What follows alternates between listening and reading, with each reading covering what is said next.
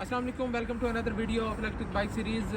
Thank you so much जो आपने पिछली वीडियो में हमें प्यार दिया। इससे ये बात ज़ाहिर होती है कि किस तरह हमें इस सीरीज़ को कंटिन्यू रखना चाहिए और किस तरह ये आपके लिए हेल्पफुल साबित हो रही है।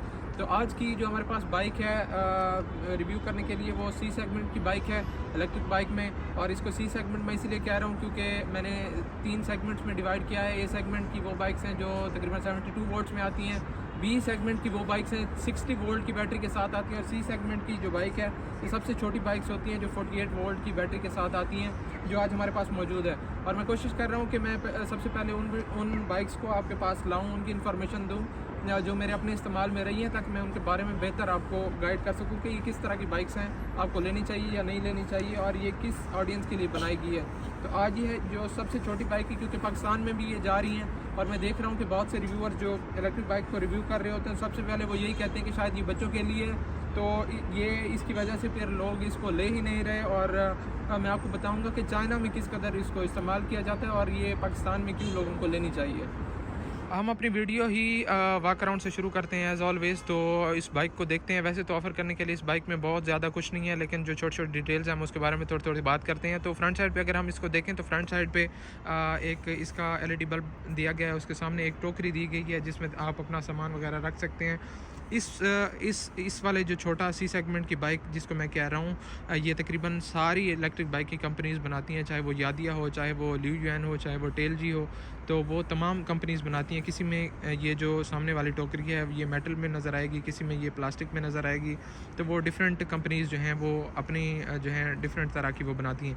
अगर हम इसकी बात करें तो सामने टोकरी है जिसमें आप 6-7 किलो का सामान रख सकते हैं और उसके सामने आप अपनी लाइसेंस प्लेट वगैरह लगा सकते हैं। फ्रंट ब्रेक की बात की जाए तो ये ड्रम ब्रेक इसमें दी गई है। और फ्रंट शॉक अब्ज़ॉर्बर की बात की जाए तो इसमें तकरीबन हाइड्रोलिक जो होते हैं वो शॉक अब्ज़ॉर्बर दिए गए हैं। इसके अलावा इतना कुछ इसमें है नहीं।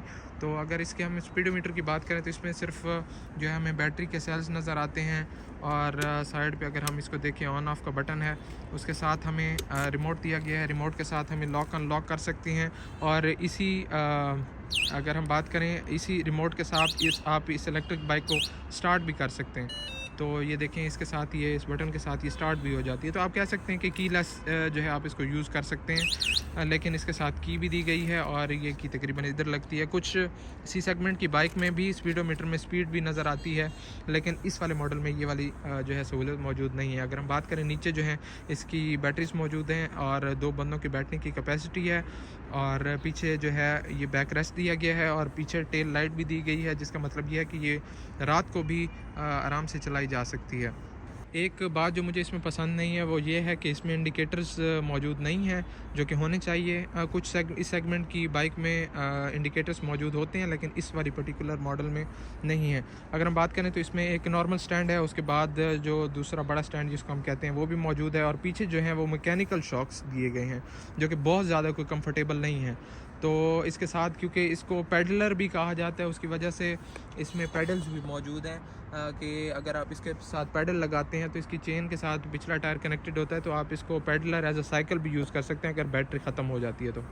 पीछे बैक रेस्ट दिया गया है और यहाँ पे आपकी लाइसेंस प्लेट लग जाती है। और पीछे बैठने वाले बंदे के लिए इधर फुट रेस्ट की जगह बनाई गई है। फ्रंट साइड पे बैठने वाले बंदा यहाँ पे फुट रेस्ट ये वाले भी यूज़ कर सकता है। और ये जो है एक्सटेंडेबल ये भी लगे हुए हैं, अगर ये यूज़ करना चाहें तो ये भी यूज़ हो सकते हैं। तो कुछ इस तरह से सिंपल सा इसका सेटअप है। और ये राइट साइड पे भी अगर हम देखें तो रिफ्लेक्टर्स नज़र आ रहे हैं आपको। और अगर हम इसकी बात करें तो सिर्फ इधर हॉर्न का बटन है, क्योंकि इसमें बाकी जो है वो इंडिकेटर्स वगैरह मौजूद नहीं है। अगर हम इसकी मोटर की बात करें तो वो 350 वाट की जो है एक छोटी मोटर, लेकिन ब्रशलेस मोटर लगाई गई है, जो कि आप सोच रहे होंगे कि ये शायद बहुत ही कम पावर वाली मोटर होती है, लेकिन ऐसा नहीं है। इसमें 2 या 2 से ज़्यादा लोग, अगर लोगों ने चाइनीज़ ने इधर बिठाए होते हैं, कुछ बच्चों को भी और बड़े भी कभी कभी बैठे होते हैं, तो इवन के 3-3 लोगों को ये फुल चार्ज पे जो है वो ट्रैवल इस पे कर सकते हैं।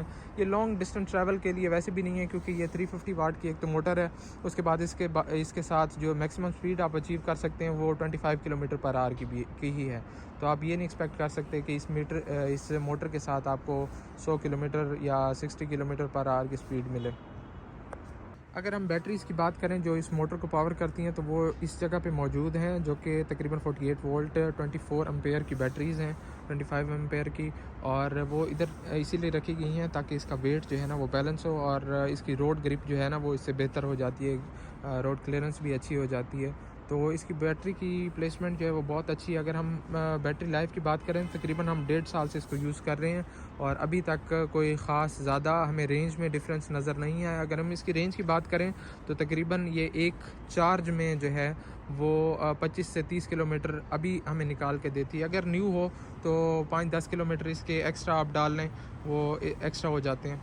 इन बैटरीज़ को चार्ज करने के लिए जो इसका स्टॉक चार्जर आता है वो कुछ इस तरह से नज़र आता है, जो कि 48 वोल्ट की बैटरीज़ के लिए होता है और ये 180 वाट का जो है चार्जर है। और अगर हम बात करें कि चार्जिंग टाइम की तो तकरीबन 4 से 5 घंटे में ये 0 to 100 आराम से चार्ज हो जाती है। और इसका जो चार्जिंग स्पॉट है वो यहाँ पे दिया गया है, जहाँ पे आप इसको चार्जिंग लगा के इसको चार्ज कर सकते हैं।